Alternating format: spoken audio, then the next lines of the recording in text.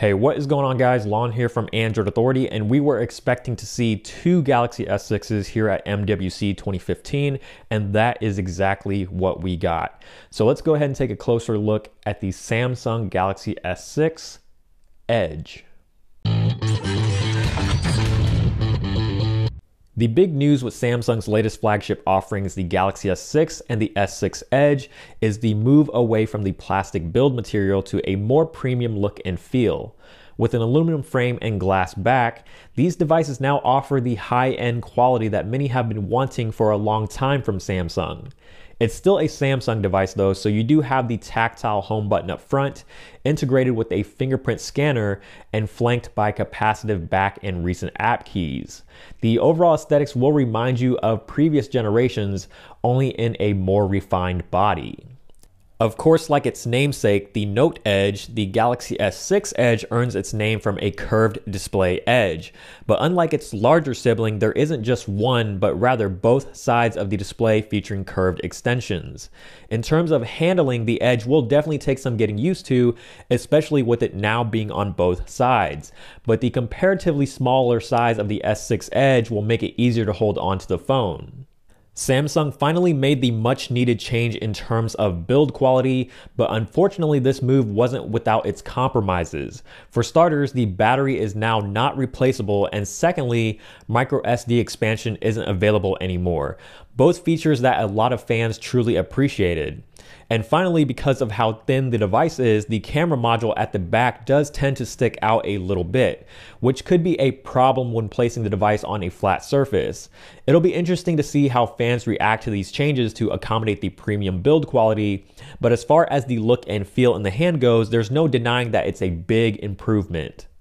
Save for the edges, things are mostly identical between the S6 and the S6 Edge. When it comes to the display, the Edge also features a 5.1-inch Super AMOLED display with a Quad HD resolution, resulting in an impressive pixel density of 577 ppi. As is always the case with Samsung displays, you get deep blacks, bright and vivid colors, great contrast, brightness, and viewing angles. Again, like the S6, the Edge iteration also packs an Exynos 7420 processor backed by 3 GB of RAM. Samsung flagships are always on the cutting edge when it comes to power, and things are no different this time around. Along with an improved experience on the software side of things, performance should be of no issue for this smartphone. In other hardware, you get either 32, 64, or 128 gigabytes of onboard storage, but as mentioned, it is not expandable any further. A full suite of connectivity options are available, and making its way from the Galaxy S5 is the fingerprint scanner up front, integrated into the physical home button, as well as the heart rate monitor, which can be found next to the camera module. When it comes to the battery, the S6 Edge packs a rather small 2600 mAh battery, but it's still bigger than the normal S6. While the battery capacity might result in some concerns, especially with it now powering a Quad HD display, the new Exynos processor is said to be quite frugal in its power consumption, so things might not actually be too bad when it comes to the battery life. While the battery is not removable, it does come with fast charging capabilities, with Samsung claiming that you can get up to 2 hours of video playback time back after charging the device for just 10 minutes. The S6 Edge now also supports wireless charging, and the great news is that with both the WPC and PMA standards supported, you don't have to worry about what charging pad you use. The Galaxy S6 Edge comes with a 16 megapixel rear-facing camera with smart optical image stabilization and a 5 megapixel front-facing camera with a 90-degree wide-angle lens, which is great for all you selfie lovers out there. Some nice features available include a double tap on the home button to launch the camera app, which is claimed to happen in only 0.7 seconds. The rear camera has a new feature called tracking autofocus, which tracks moving objects in the frame, such as moving cars or kids. The app comes with all the features we've come to expect, with a revamped HDR mode as well. The new auto HDR mode now automatically turns itself on when the camera thinks it needs it.